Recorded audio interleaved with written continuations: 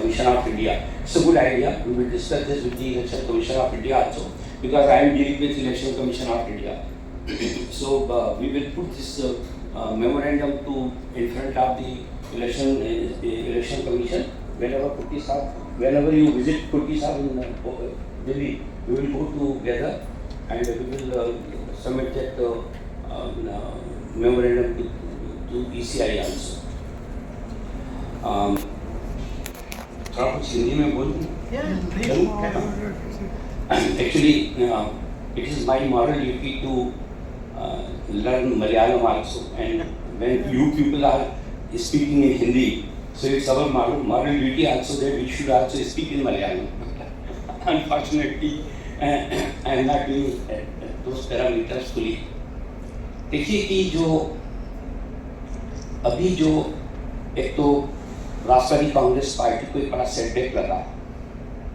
हमारे जो अध्यक्ष थे महाराष्ट्र के डिप्टी चीफ मिनिस्टर आदरणीय अजीतदादा पवार, एक एक्सीडेंट में उनकी डेथ हो गई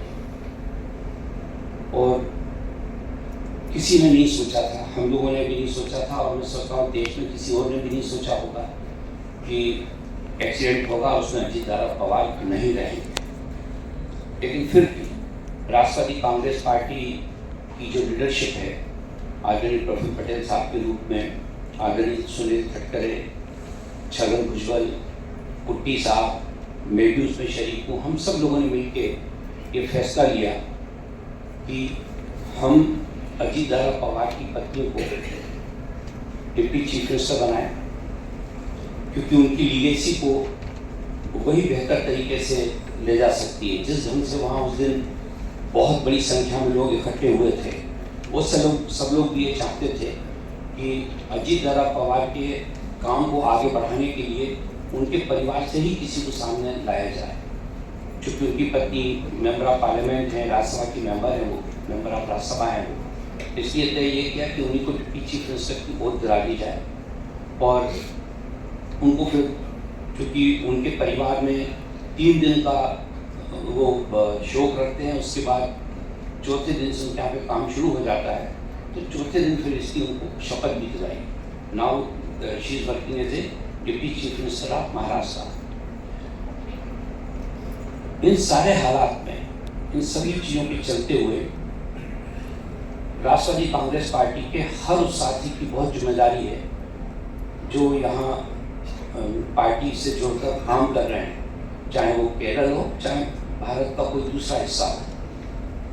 केरल की राजनीति में राष्ट्रवादी कांग्रेस पार्टी एक का सिंबल, जाना पहचाना सिंबल है, क्योंकि यहाँ पर हम लोग लगातार चुनाव लड़ते रहे हैं।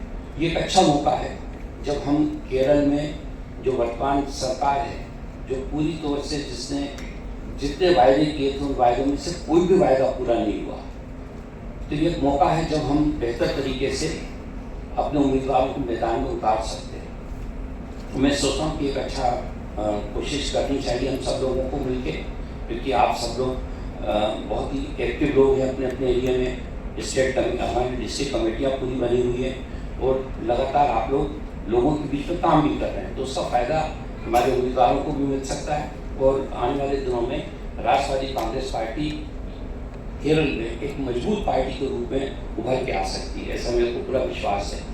मैं खासतौर से आप लोगों के बीच इसलिए आया कि एक तो आज यहाँ ऑल पार्टी कन्वेंस रखा है हम लोगों ने आदरणीय अजीतदादा पवार के लिए, और एक दूसरा ये था कि आप सब लोगों से मिलना था और उनसे बातचीत करना थी और राष्ट्रवादी कांग्रेस पार्टी की लीडरशिप का ये मैसेज देना था कि केरल हम लोगों की बहुत ही इम्पॉर्टेंट स्टेट है और यहाँ आने वाले चुनाव में राष्ट्रवादी कांग्रेस पार्टी अपने प्रत्याशियों को मैदान में उतारना चाहती है, जिससे कि केरल की राजनीति में राष्ट्रवादी कांग्रेस पार्टी के साथियों की और राष्ट्रवादी कांग्रेस पार्टी की एक भूमिका रहे और हम केरल के डेवलपमेंट के लिए, केरल के विकास के लिए काम कर सकें।